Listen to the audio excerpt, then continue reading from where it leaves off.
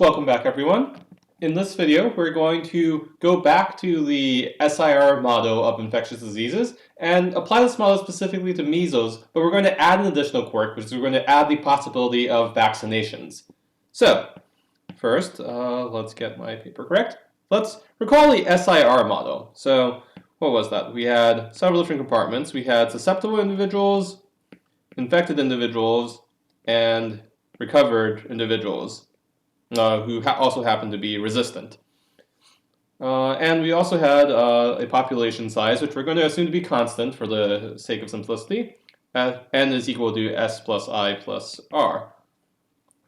And so let's start by putting some assumptions on this model. So the first one is that each week someone infected recovers and is immune.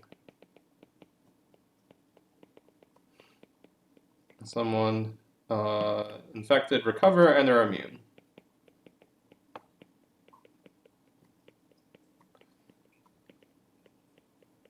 I guess I should go ahead and put on meta assumptions. So let's have our time intervals equal 1 week. And for the sake of simplicity, we're going to say that each week people recover from measles. So measles we're going to assume is a 1 week long disease. And so that assumption makes this really easy because that means this arrow, we just have the old gamma parameter just equal to 1. So everyone who's in the infected compartment moves over to the recovered compartment after 1 week's time. That makes the model a lot simpler. 2, we're going to assume that we have a constant number of deaths of recovered patients. Recovered patients, we're going to call this B. So this, again, is an oversimplification.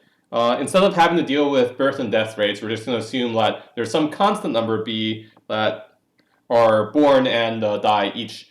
And we're going to assume that this number B only comes from the recovered compartment. So this just makes the parameter easier to work with for our mathematical analysis. A more nuanced analysis will allow people who are in the infected and susceptible compartments to also die, but we're not going to deal with that, especially because the infected patients, people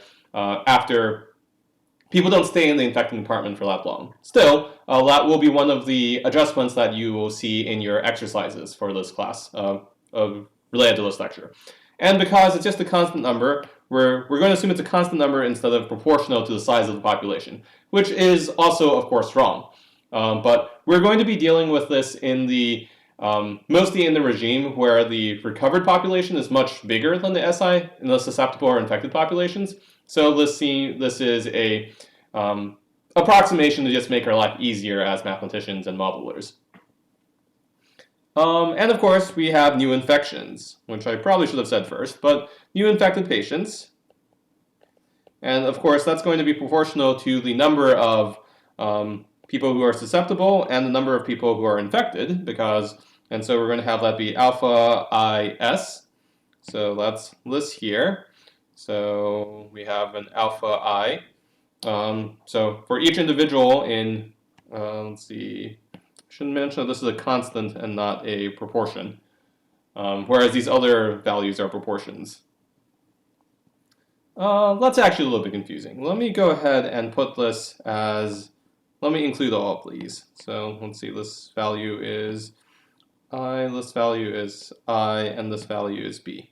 Okay, so these parameters are params include proportions. Okay, so this is just a graphical depiction, so hopefully it doesn't confuse you too much. And lastly, and most importantly, this is going to be our new addition to this model, immunizations of P fraction of the population. So each week, so that'll be P times S. And so we're only going to immunize the susceptible patients. So that adds an extra line here to jump directly from S to R of PS. Okay, so once we have our model sort of graphically drawn out, we of course need to write down the equations, and these are controlling. So st plus 1, so the susceptible individuals at the next time point are going to be, well, you start out with, so 1 minus p times s of t, since p s of t individuals move directly to the recovered compartment, minus alpha I sub t s sub t for the individuals who become infected and are no longer susceptible, plus b for the additional new influx of new patients, so new babies that aren't immune to measles. And then we also have I sub t plus 1, which is going to be equal to just alpha I sub t s sub t. And this is because we're assuming that everyone who's infected at the previous time recovers, and so we only get the new patients who are infected in time point t plus 1. And we also have the recovered population, which is just going to be equal to the previous recovered population, plus I sub t for all the patients who were infected in the previous week. All of them have recovered after 1 week, minus b, which is of course the number of people who are dying and being reborn, so to speak, as new individuals. So this is one of the quirks of assuming a constant population size, as I mentioned in our last SIR model lecture. Plus, of course, the individuals who are immunized, so p times s sub t. Okay, and of course, this is simplification of deaths.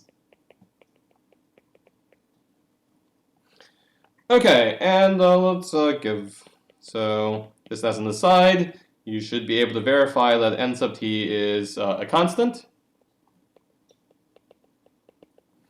and that n is equal to I sub t plus s sub t plus r sub t. So this means that r sub t is equal to n minus, actually I should be doing this in order, so that's SIR, not ISR. Oh, wrong color. So s sub t plus I sub t plus r sub t, so r sub t is equal to n minus I sub t plus s sub t. Okay, so thus for our analysis we only need to worry about the infected and susceptible individuals, and we can ignore for the time being the recovered individuals, because that's just completely determined by n minus the other two compartments. So that means that we get s sub t is equal to 1 minus p times s sub t minus alpha I sub t s sub t plus b. And I sub t is going to be equal to, s sub t plus 1 and I sub t plus 1. I sub t plus 1 is going to be equal to alpha I sub t s sub t. And of course, we want to solve this to find equilibria. So the process for finding equilibria is you solve for s bar is equal to 1 minus p times s bar minus alpha I bar s bar plus b, and I bar is equal to alpha I bar s bar. So solve that to find equilibria. So these are the fixed points. Okay, and I'm going to go through the process of solving this. So case 1, well, if I bar is equal to 0, so then p s bar is going to be equal to b. And that's just because if you plug in I equal to 0, well, you end up getting that 0, and the s bar and 1 s bar cancel out over there, so you just get p s bar is minus p s bar plus b is equal to 0, and so therefore you get p s bar is equal to b, which implies that s bar is equal to b over p for p greater than 0. And this here is the disease-free equilibrium. Equilibrium.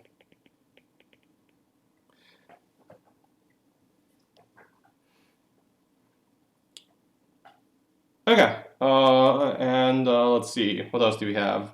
Oh, and we also assume that p is greater than 0 because of positivity. And if p is equal to 0, you can still solve this, but obviously things don't work quite as... we just have to solve this as a different case.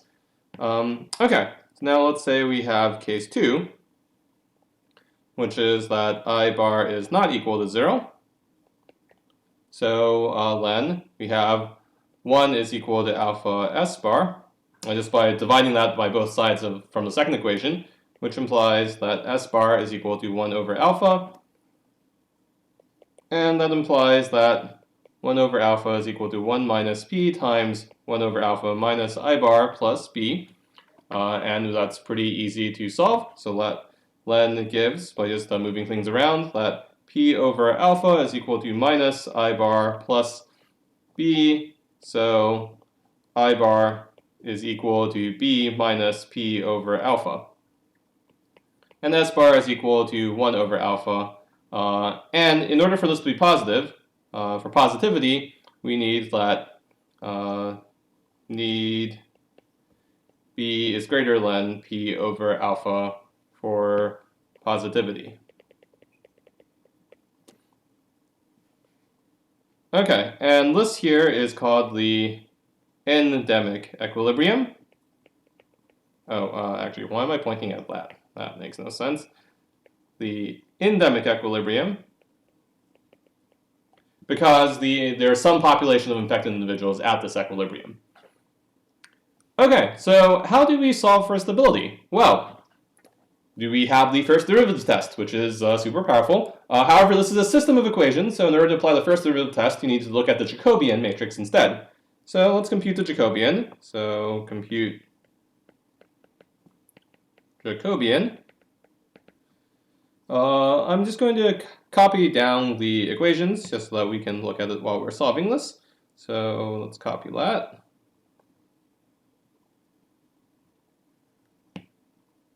Okay, so we have that there, which is of course equal to some function f of s sub t I sub t, and this is of course equal to some function g of s sub t I sub t, where f of si is equal to 1 minus p times s minus alpha is plus b, and g of si is equal to alpha is.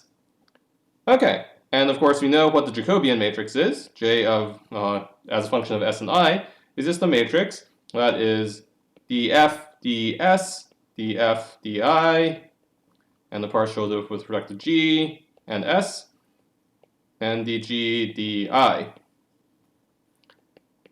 Okay, so we then take the derivative with respect to either s or I, holding all the other variables constant. And what we get is that this matrix is 1 minus p minus alpha I, and here it's minus alpha s, this is alpha I, and alpha s. And so at our disease-free equilibrium,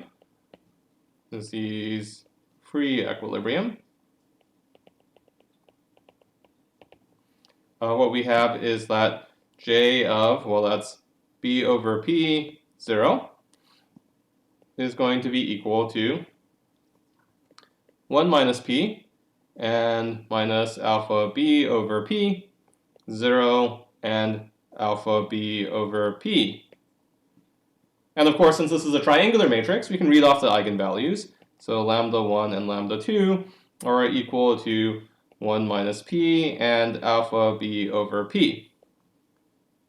Note, of course, that p is positive, so this is less than 1 if p is negative. If p is positive. And obviously, you're going in this case, we're using the model with immunization, so p is going to be some positive number. And so if alpha b is less than p, well, then eigenvalues have modulus less than 1. So the disease-free equilibrium is locally asymptotically stable. Disease-free equilibrium is locally asymptotically stable.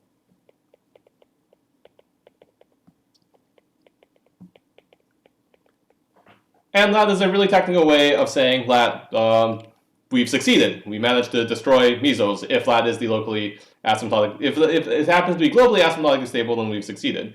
However, let's let R naught, so something we're going to call a basic reproduction number, if lat is equal to alpha b over p, the basic reproduction number, in the presence of a vaccine, so if R naught is less than 1, then the disease-free equilibrium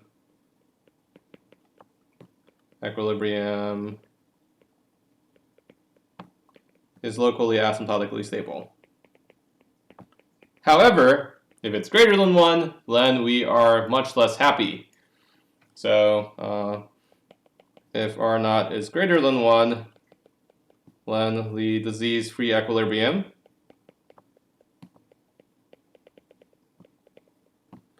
is unstable. And of course, if R naught is equal to 1, well, then we can't tell from just this initial first derivative test, and you need to look more carefully, which we haven't discussed. So now let's look at the other equilibrium. So this is the endemic equilibrium.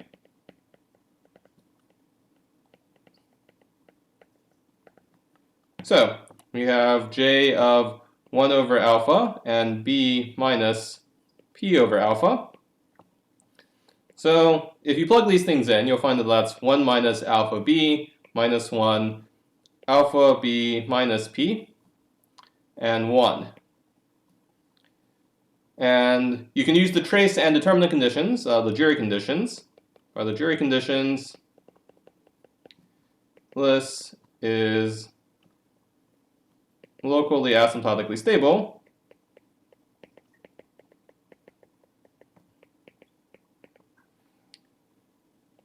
if we have lat the absolute value of 2 minus alpha b, so note that that is the trace, is less than 2 minus p, which is less than 2.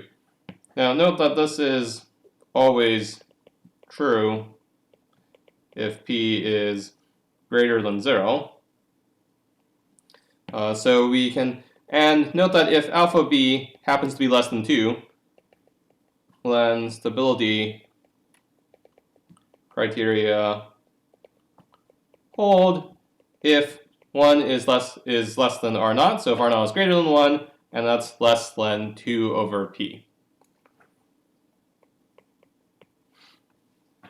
Okay, so basically what we're saying is that this endemic equilibrium is stable under certain parameter ranges, and of course in other parameters regimes sometimes the system becomes aphysical because you end up with sort of weird behavior like we saw in some of the other models that we saw last time in SRM models, and so we're only going to consider this in terms of our mathematical analysis.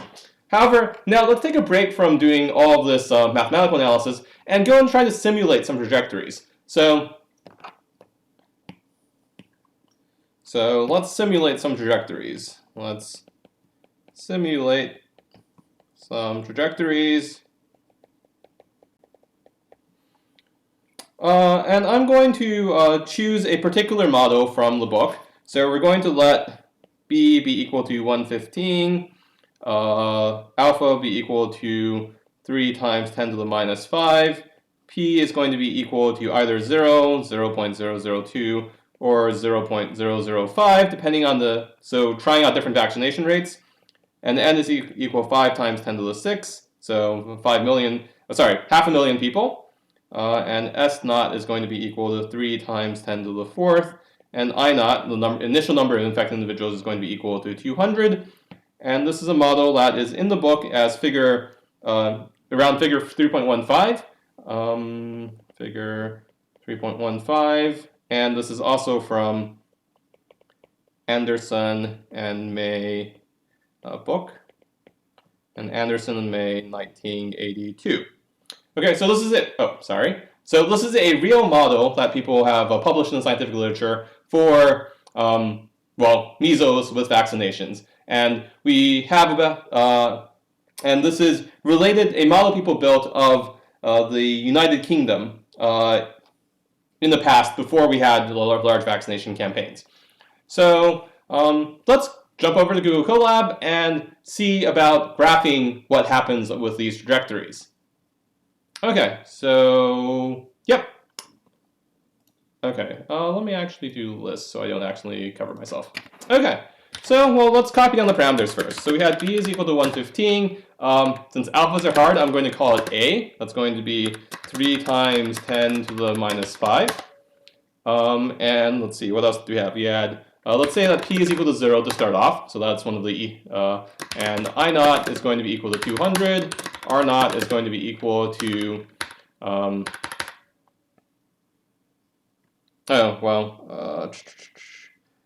where was I? We had S naught is going to be equal to 3 times 10 to the 4th. What else? And we had N is equal to 500,000. And then, of course, we have that R naught is going to be equal to N minus I naught minus S naught, which is going to be 469,800.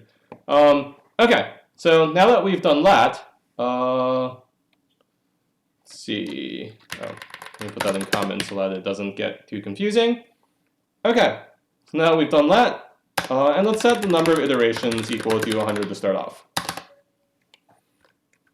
Okay, so those are our parameters, and of course we need to import matplotlib in order to plot things, and we're also going to import numpy, but just because there are a lot of fun convenience functions that I like from that. Okay, so we have something that has 3 different variables. You can just plot the two variables, and we're only going to plot 2 of them, but I'm just going to go ahead and write them all out. So we have some function that goes from SIR to the next iteration, so let's call that S2, which is going to be equal to 1 minus P times S minus A times I times R plus B. And the next iteration of I is going to be equal to A times I times S. The next iteration of R, so the recovered patients, is going to be R plus I minus B plus P times S. Okay, and we're mostly going to ignore the R's, but I'm just including that here for completeness. Okay, so once we've done that, we'll want to also set our time scale. So let's set that to be np.a range num iterations. Okay, and we're going to start by creating a 0 vector for each of our SIR.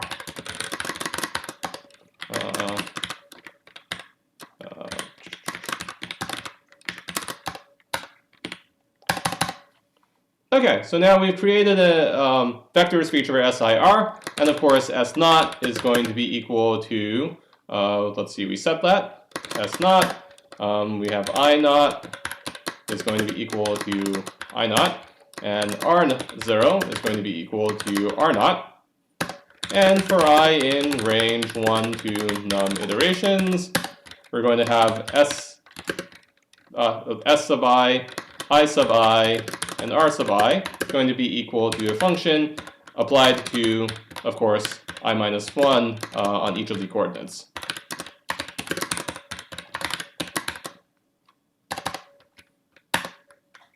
Okay, and then all we have to do is then we just plot the figures. So, well, let's actually plot both the S and the I. So I'm going to create 2 different axes. So let's see, plot subplots 1, 2, and I'm going to again set the size to be a little bit larger, just to make things a little bit easier to see. And then let's go ahead and plot it. So let's plot in our left plot. This is going to be t and the number of susceptible marker. Let's say that's the dot, and let's give it a color of blue. And see what happens. Hopefully I didn't make a mistake here. Oh, I did make a mistake. Let's see. Did I miss a bracket? None type object is not iterable. Let's see. F of S sub I minus 1. SIR, those are all numpy zeros in the size. Num iteration. Well, let's see. What's gone wrong here? So clearly those are iterable. I minus 1. Wait, what were the inputs in? So that was S, I, and R. Oh, I forgot to return it. So this is super important. you need to return the output. So S2, I2, and R2. Okay, let's try that again. Okay, so this is one iteration. Let's try to make things a bit longer and see. Actually, let's go ahead and plot our number of infected individuals, just so we can see how that goes. So that's PI, marker is equal to dot, and color is going to be equal to red. So let's see what happens there. Oh, no, I want to plot in the other plot. Okay, so it looks like there's some sort of increasing and decreasing behavior, but it's not really that easy to see. So let's make it a little bit longer. So let's say we had 1,000 iterations. Okay, so now we see the behavior when you don't have any vaccine at all. So let me go ahead and put some labels on these axes just so that they're a bit more clear. So let's say that the 0 axis is going to have, let's see, set X label. That's going to be the time axis. And let's do the same for 1. And let's set the Y label. The first one is going to be our number of susceptible. And this one's going to be the number of infected. Okay, so we have a couple. So what's going on here? So what's happening here is the number of infected seems, we've started off with only about 30,000 susceptible individuals. That increases over time. So that's increasing over time as new susceptible individuals are born. But then what happens is, although the measles cases were decreasing initially, then when there are enough susceptible individuals, before it actually hits 0, the cases spike back up. And you get these sort of periodic spikes when you don't have, and this is in the absence of a vaccine. And in the past, before we had measles vaccines, this was just typical behavior. And so you would have, every couple of years, you'd have spikes in the number of cases. As new babies were born, after every couple of years, you'd have a measles spike. So let's see what happens when you start immunizing people. So let's say you immunize people at a rate of 0.002. So now this is a little bit more interesting. So a couple of different things happened. The first one, let's see, actually, let me copy this just so that I can compare the two. So let's see. So let's say this one is no immunization, and this one's going to be with immunization. So let's run both of these. So you notice here that you have these periodic spikes, and they're all about the same height. And so this is because they're all about the same height, and we'll analyze this a little bit more carefully in a moment. And so it looks like we have some sort of stable like limit cycle, though exactly what that is a little bit hard to say. Whereas over here, there are a couple differences. One is that these heights are going down, and the other is that you still have these spikes, but they're spread apart further. So this is 200 weeks, between about 200 weeks between spikes, whereas here you're getting spikes about every 100 plus weeks or so. So adding some amount of immunizations doesn't completely destroy all of the spikes, but it does decrease their height over time, as well as lengthen the amount of time between flare-ups, basically.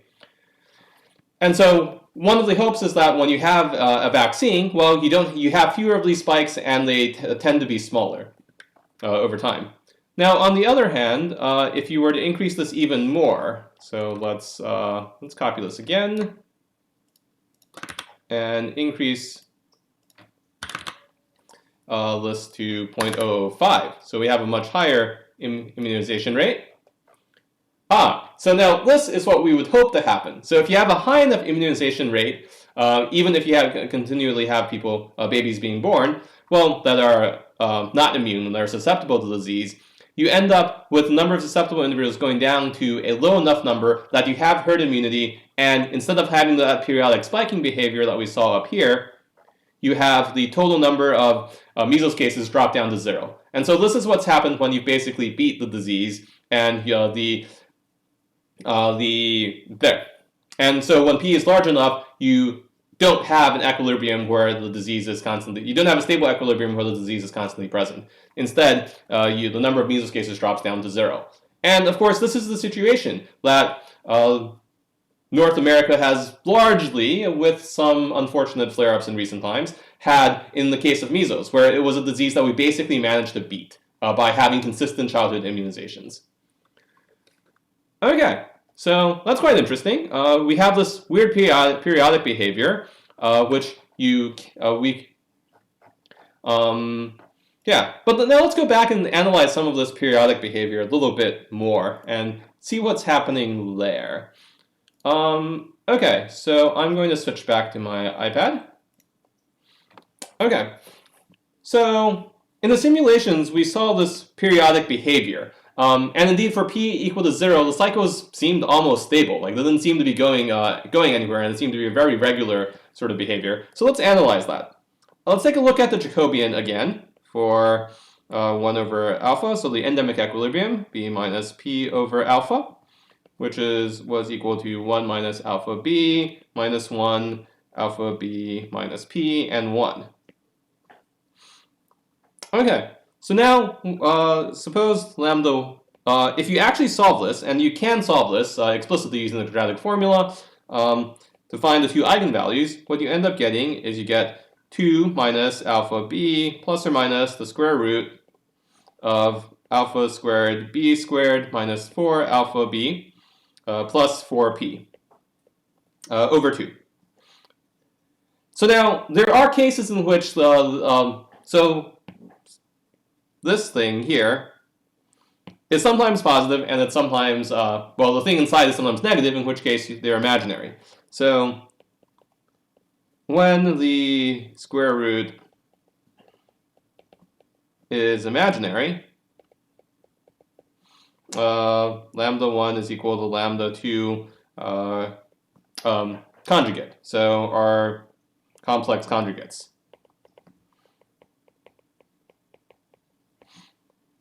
And so in that particular case, you have that lambda I for either of them squared, so the modulus of that is equal to lambda 1, lambda 2, since they're complex conjugates of each other. And that happens to be equal to 1/4 times 4 minus 4 alpha b plus alpha squared b squared. So that's by squaring this term here, minus alpha squared b squared minus 4 alpha b plus 4p. And of course, this all cancels out, and you end up getting 1/4 of 4 minus 4p is equal to 1 minus p.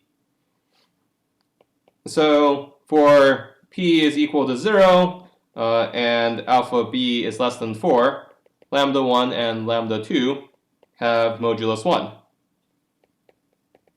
1 and are complex conjugates.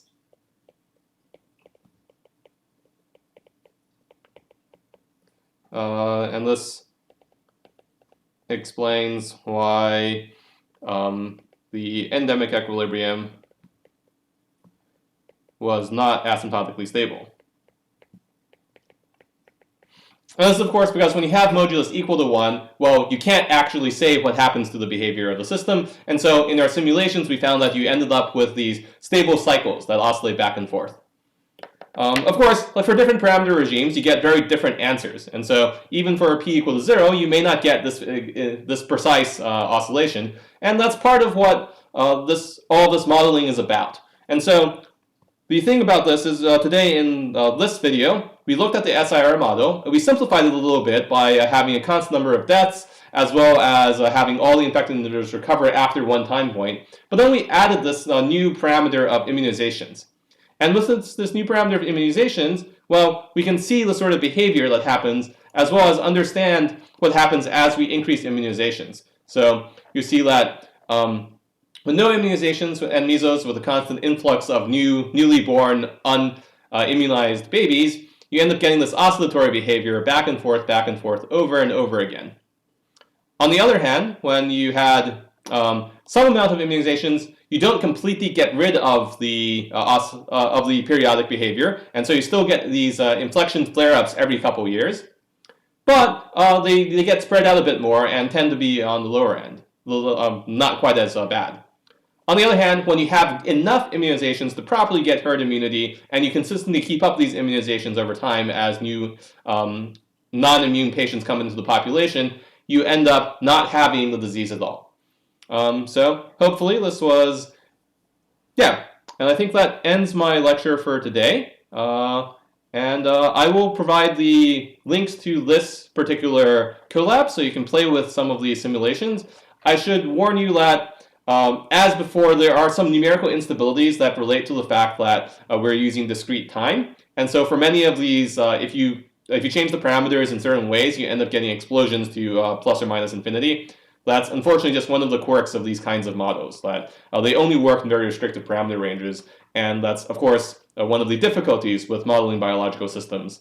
You have to separate out the things that your assumption does to the model versus the actual biological behavior. Okay, well, thank you very much, and I will see you in the next class.